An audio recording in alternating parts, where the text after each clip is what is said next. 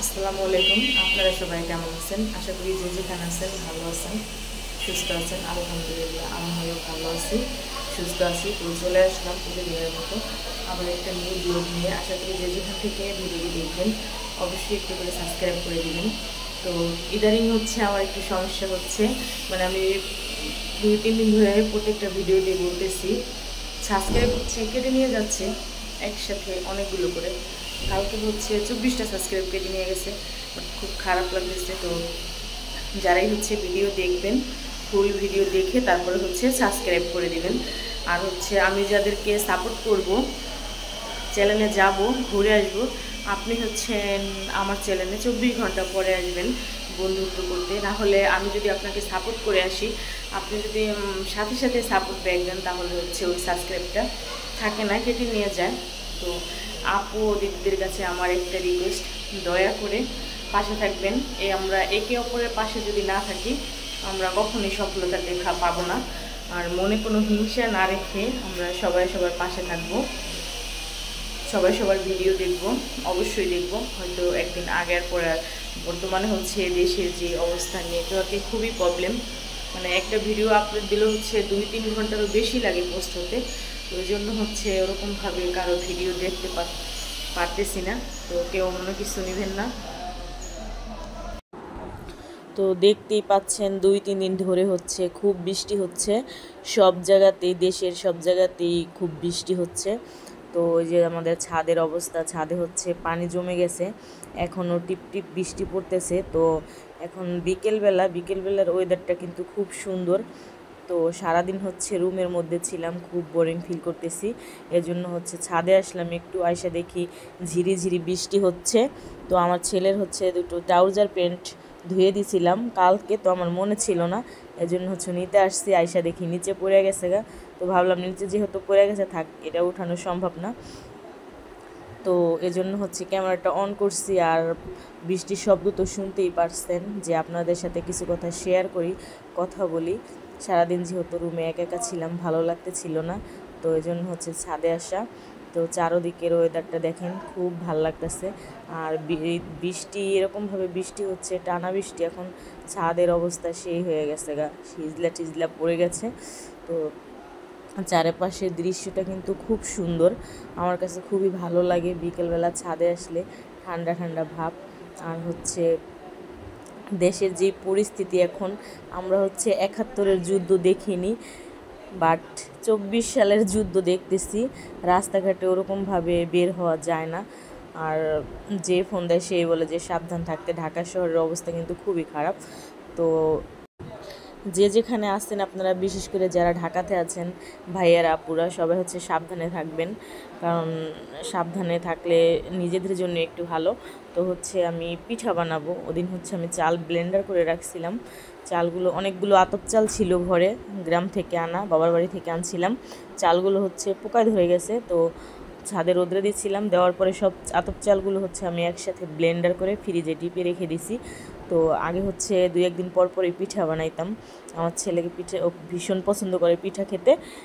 2-1 দিন পর পর এই পিঠা সেই পিঠা বানিয়ে দিতাম। ইদানিং হচ্ছে পিঠা বানানো হয় না ওরকমভাবে, তো ভাবলাম যে আজকে কটা পিঠা বানাই।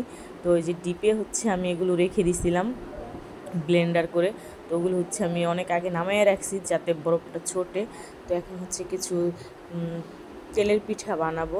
তো এখানে একটু পানি গরম করে নিয়েছি, যে ফ্রিজে ছিল এগুলো, তাই যে গরম পানিটা দিলে একটু ভালো হবে।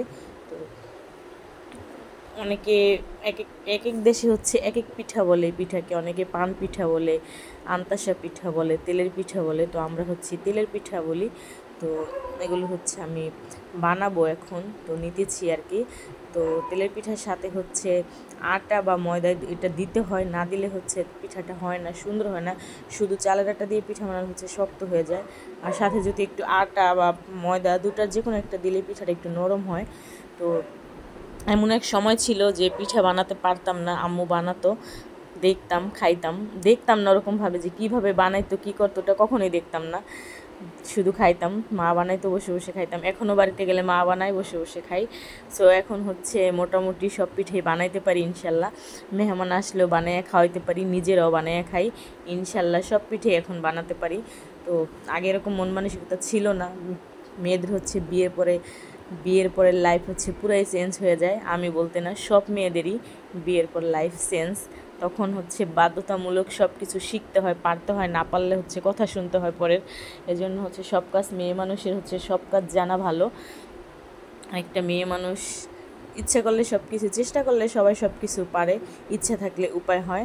তো আমি হচ্ছে আজকে হচ্ছে ক্যামেরা ধরার লোক নেই আমার, তো একা হাতে হচ্ছে ফোন ধরে করাটা ওরকমভাবে ভালো হচ্ছে না। এক হাতে ফোন ধরে আর এক হাতে ভিডিও করা, তাই ওরকমভাবে হচ্ছে করতে পারলাম না, আর করতে পারতেছি না।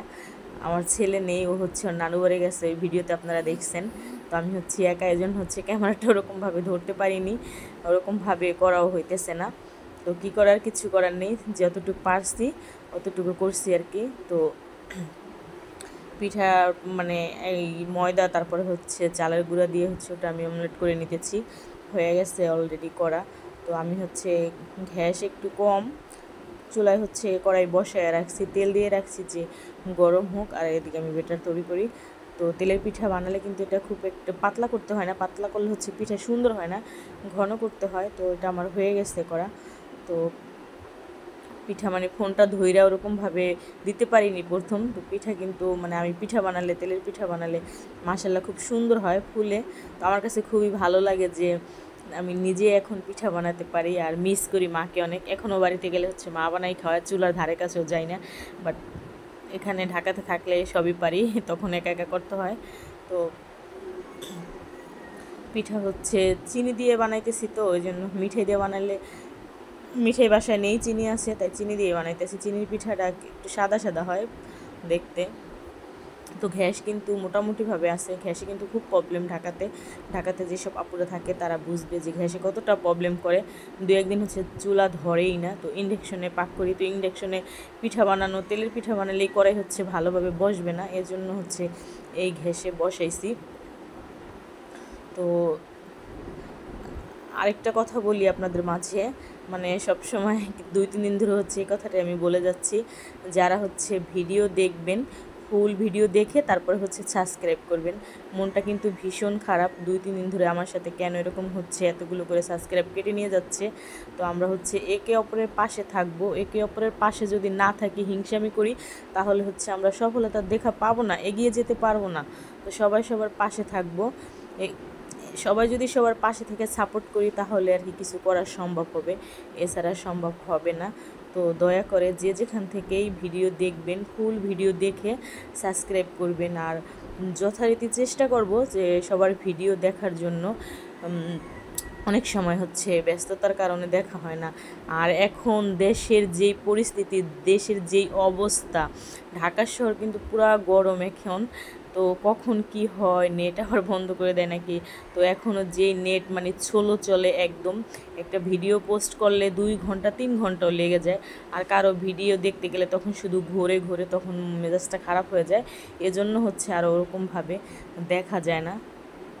তো দেশের অবস্থা হচ্ছে খুবই খারাপ, এজন্য হচ্ছে নেটে এরকম প্রবলেম, নেটের কারণে আরও হচ্ছে সমস্যা হচ্ছে, ওরকমভাবে ভিডিও দেখতে পারি না। তো কেউ মনে কিছু নেবেন না, কারো মনের মাঝে কোনো হিংসা রাখবেন না।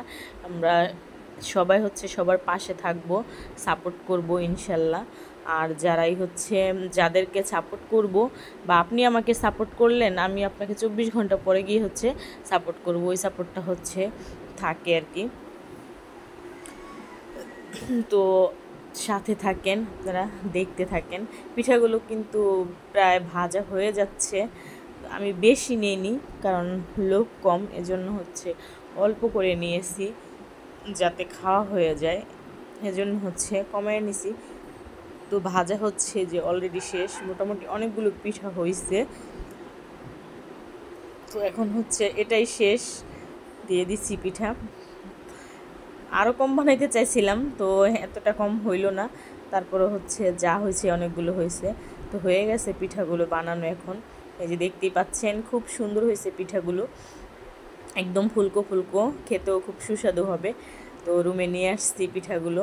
তো মিস করতেছি খুব আমার বাবাকে, শাওনকে ছাড়াই হচ্ছে আজকে পিঠা খাবো আমরা।